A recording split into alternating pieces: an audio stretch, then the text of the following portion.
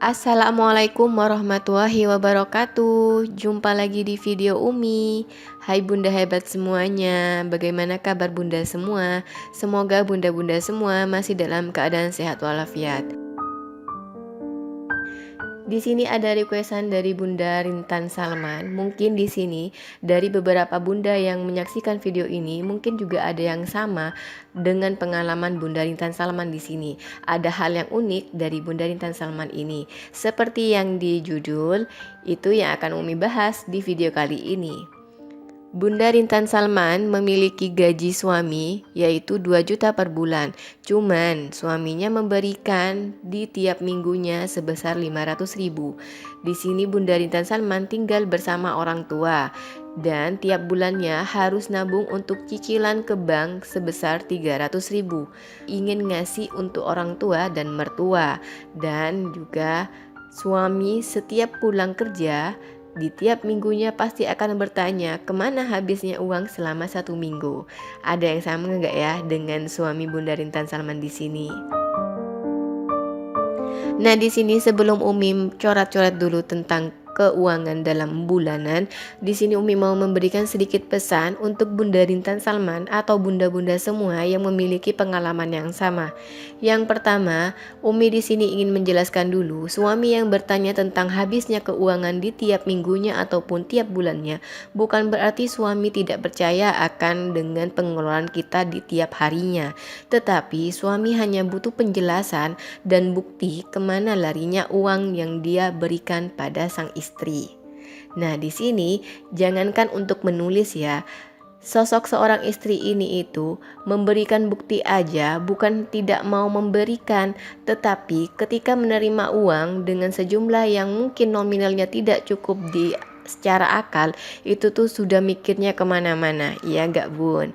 Menerima uang 500.000 dalam seminggu, gimana menurut bunda? Pasti tuh ya mikirnya kemana-mana. Apalagi ada cicilan hutang di bank yang tetap yang harus dibayarkan, pasti akan kemana-mana. Umi jamin deh itu. Belum lagi masalah kebutuhan di bulanannya, kebutuhan mingguannya, dan juga kebutuhan lainnya. Nah, di sini yang kedua itu adalah atasi segera kecurigaan suami dengan bukti valid yang berupa buku catatan, nota pembelian, slip transfer, dan termasuk catatan parkiran atau apapun itu yang bunda-bunda belanjakan di tiap harinya, silakan dicatat.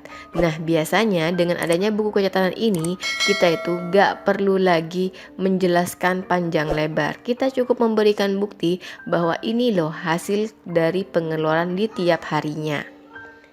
Yang ketiga yaitu biasakan adanya keterbukaan dan komunikasi. Keterbukaan di sini yaitu adanya buku catatan dan serta semua bukti-bukti yang ada, dan komunikasikan kemana larinya dan berapa biaya yang dihabiskan. Apakah itu mencukupi ataukah itu kurang atau ada yang perlu diperbaiki. Jadi untuk keuangan ini Umi sarankan jangan sampai ada yang disembunyikan dari suami ya. Karena ketika suami sudah mulai tidak percaya dengan kita, itu artinya biasanya akan terjadi sebuah keuangan yang tidak sehat dalam keluarga kita. Nah, di sini Umi akan melanjutkan bagaimana cara mengatur gaji mingguan ini supaya cukup. Nah, di sini Umi yang selalu sarankan di tiap gaji mingguan adalah tulis semua anggaran dalam 1 bulan. Jadi kita harus merincikan semua anggaran dalam 1 bulan. Itu artinya kenapa dibutuhkan untuk buku catatan di tiap bulannya. Kemudian setelah kita menganggarkan semuanya, baru kita pisahkan berdasarkan mingguan senilai total gaji yang kita terima.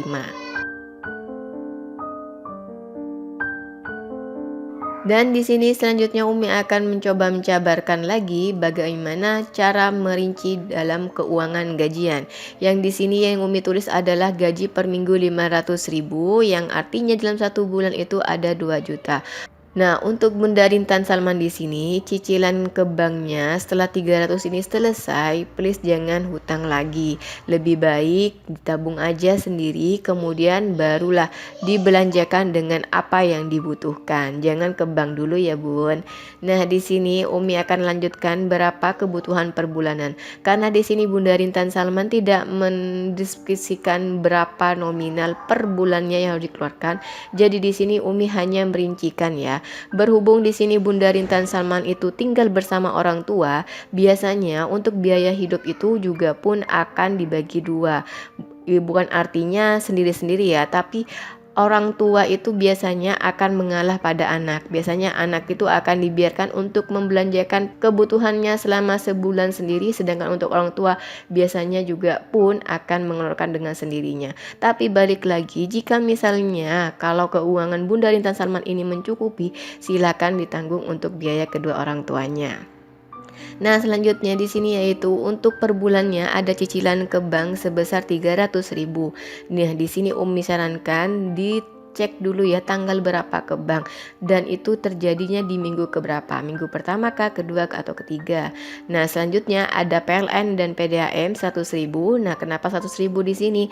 Nah, di sini hanya sebagai penyeimbang dengan orang tua. Jadi artinya kita juga wajib sadar ya, pasti orang tua itu gak ingin membebankan pada anak. Tapi balik lagi, kita sebagai anak wajib mengerti nih kondisi orang tua. Kalaupun orang tua harus membebankan semua pengeluaran kita, ya minimal kita memberikan separuhnya untuk orang tua. Separuh biaya listrik, separuh biaya makan, dah begitu ya.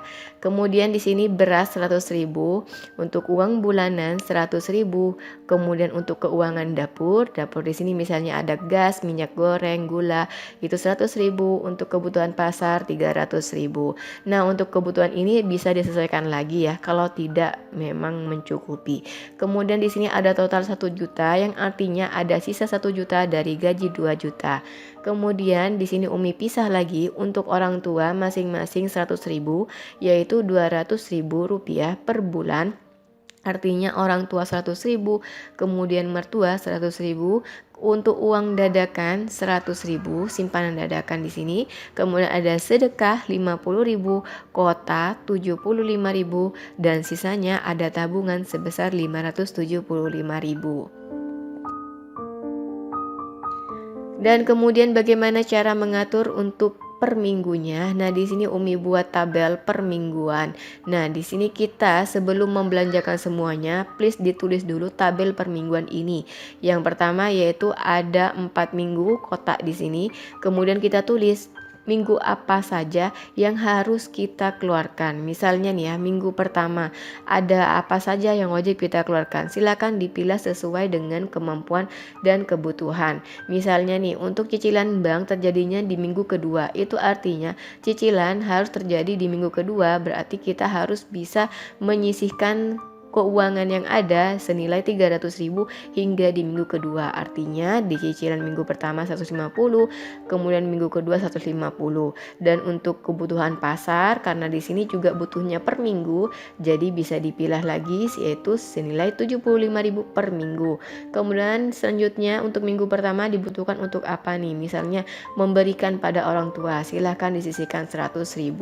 Kemudian apa nih untuk minggu kedua? Bisa juga untuk mertua 100.000. Kemudian setelah itu apa? Untuk PLN 100.000. Nah, di sini ada total senilai 425.000, yang artinya ada sisa 75.000 yang nantinya bisa kita tabung. Karena tabungan di sini besar juga nominalnya, yaitu 575.000.